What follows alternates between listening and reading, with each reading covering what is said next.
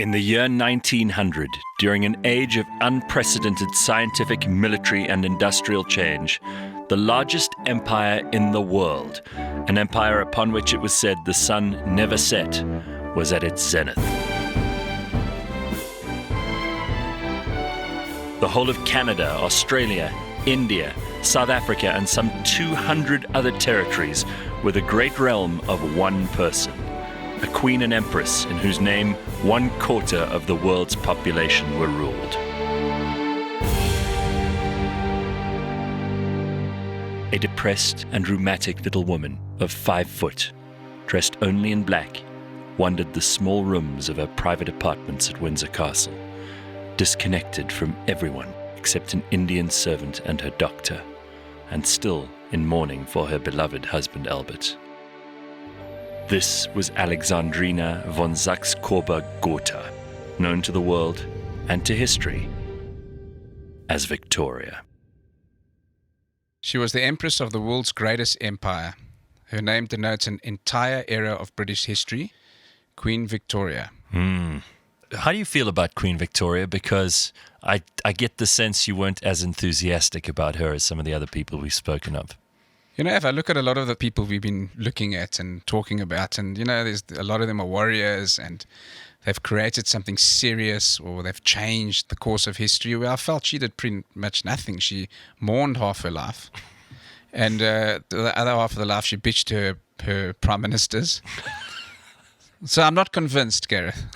Well, let me try and convince you. She had the second longest reign in British history. The only person to surpass her is the current Queen, Elizabeth II.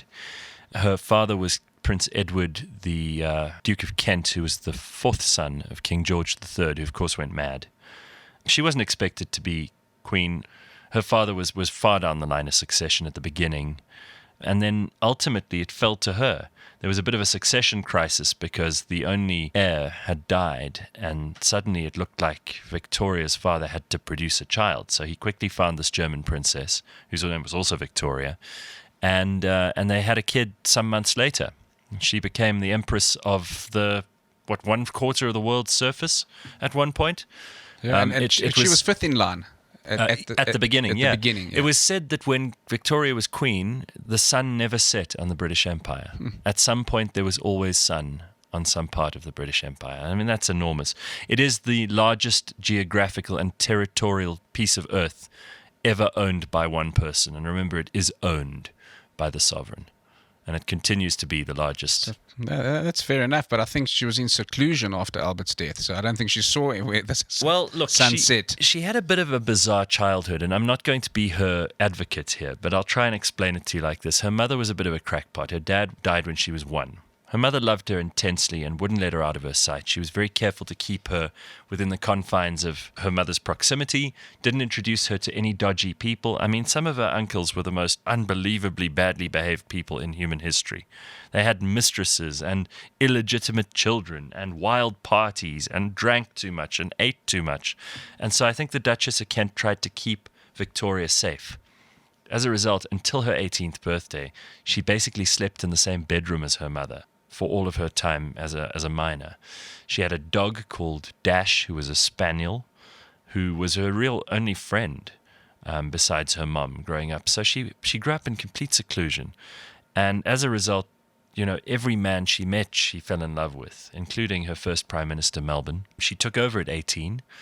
She was crowned, and he was her first Prime Minister, and he also sort of was a father figure to her in some ways.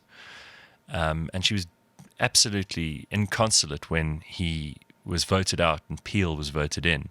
She didn't like any of her prime ministers after that except Disraeli. And she did struggle to have real relationships with men, although there are stories now about many of the men that she had during her life potentially being romantic interests of hers. Of course, the most famous one was her husband Albert, who was a German prince. She said some very nice things about him. Let me read this. This is when they first met. She said, "Albert is extremely handsome.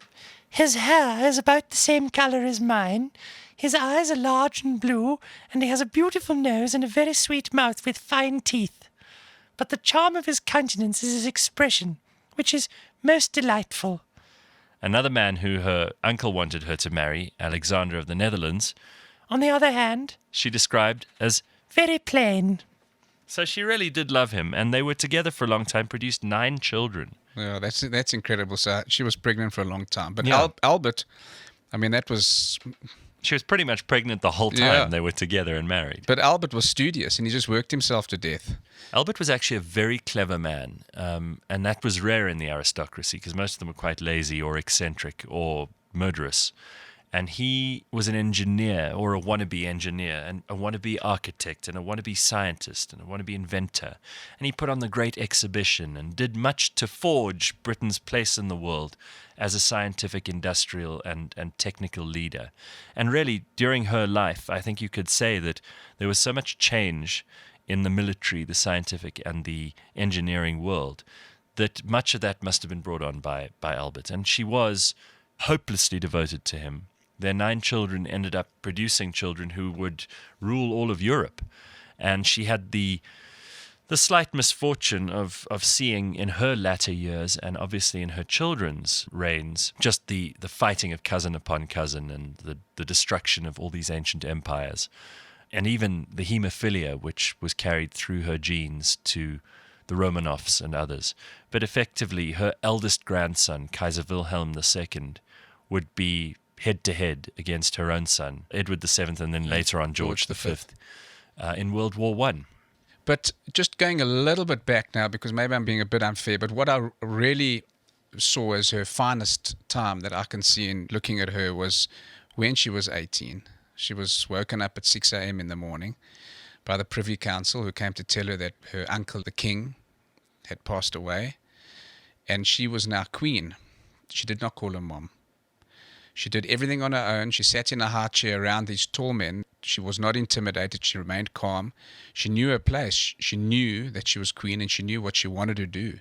She was very strong. She was iron-willed, and that gives a little bit of insight into the relationship with her mom. Yeah. Because her mom and Sir John Conroy. they were in cahoots, and to a certain extent driving towards becoming regent before she turned 18, and even trying to change the majority to force her to only being able to come to the throne when she was 21.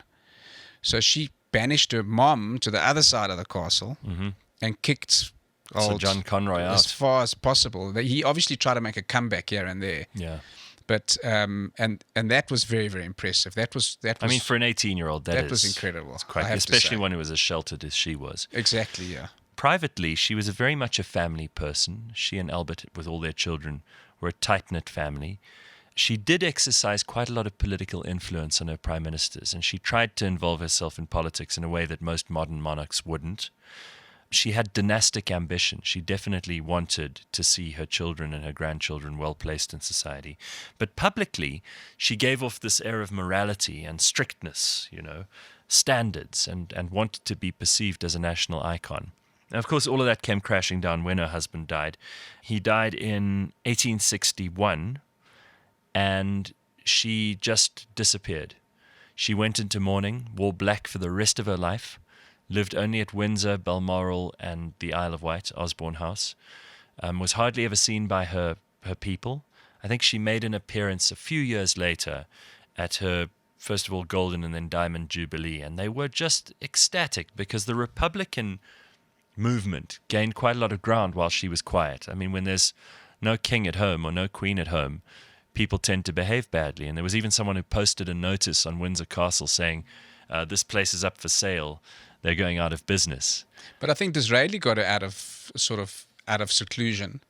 And also her gardener or horseman, Tom Brown. Well, this is interesting. The people of for her time hated it. For her time, she was an incredibly open-minded woman. She was very into multiculturalism. So she had one or two interesting things. I mean, you mentioned Disraeli. He was the first ever Jewish prime minister, and Sephardic Moroccan Jew to boot, which was quite extraordinary for the time. There was still a lot of anti-Semitism around. She had her mufti, who she loved, her munshi, his name was Abdul Karim, who taught her Urdu, and she learnt that late in her life. And when her prime minister and a lot of her advisors and her son tried to get rid of the Munshi, she got quite upset with them and called them all racists. So, I mean, this was in the late 1800s, early 1900s. She also had John Brown, who was a Scottish man who looked after her in her dotage and kind of brought her a little bit out of mourning because she hadn't had any other male influences in her life at that point. She was really only dealing with the business of government and managing her own family. And John Brown was this gruff Scottish man who had grown up in the Highlands and would take her on long walks and force her to get on and off of her horse on her own. And, you know, he used to say, "Come on, women." He'd talk to her like that, and she wasn't sure how to deal with this. Yeah, that's right. He did talk very rapidly. She was so used to being deferred to. And the British public hated John Brown. Well, I don't know if they did, because they were poisoned against him by her immediate circle, who thought it was inappropriate for her to have such a close relationship with him. In fact, when she was buried, she had a lock of his hair and a picture of him in her hand, and it was disguised under a bouquet of flowers so that her family wouldn't see it. Sure, that's incredible. Yeah, it was one of her last wishes.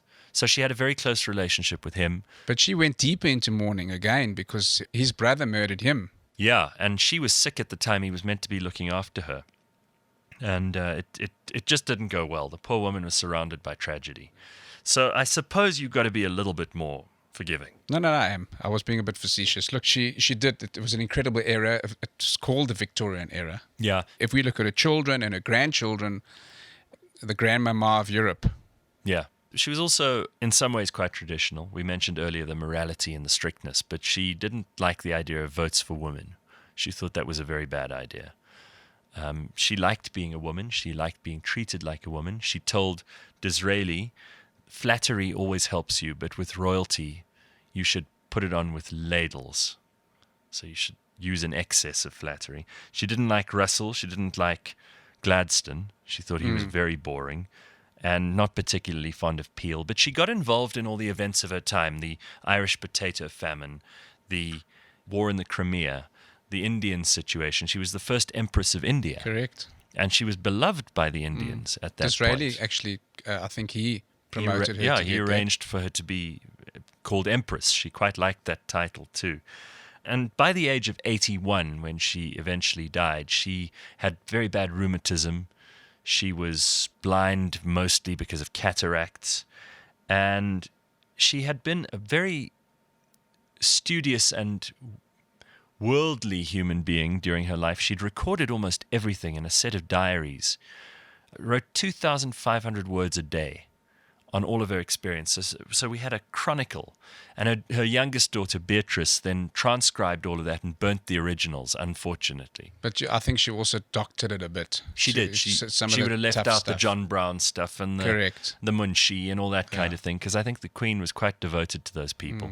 And perhaps even some of the stuff around her arguments with her son, Edward VII, because she blamed him for Albert's death because he was a philanderer and he was a bit of a man about town. He used to be badly behaved and didn't exactly bring glory onto the monarchy.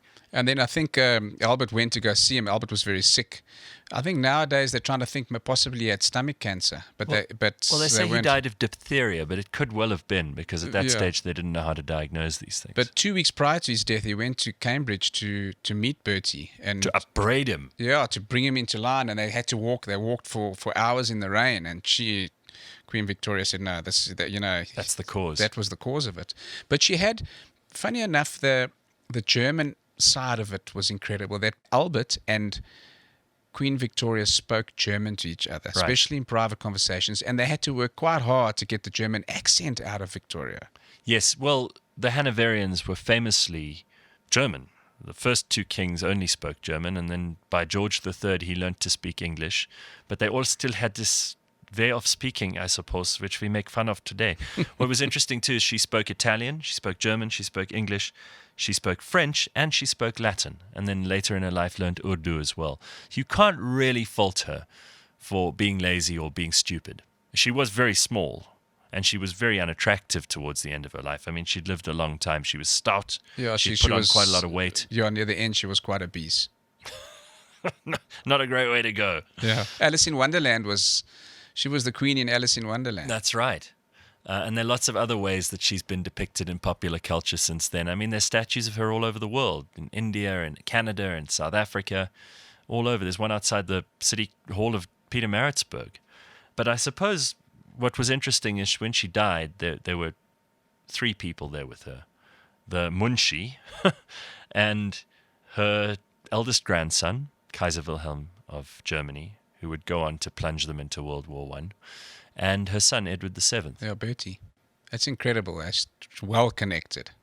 And she, by the way, was the first woman one of the first women to try chloroform during birth. She quite liked the effects of chloroform, said it didn't give me as much pain. Didn't love children. She thought all babies were ugly.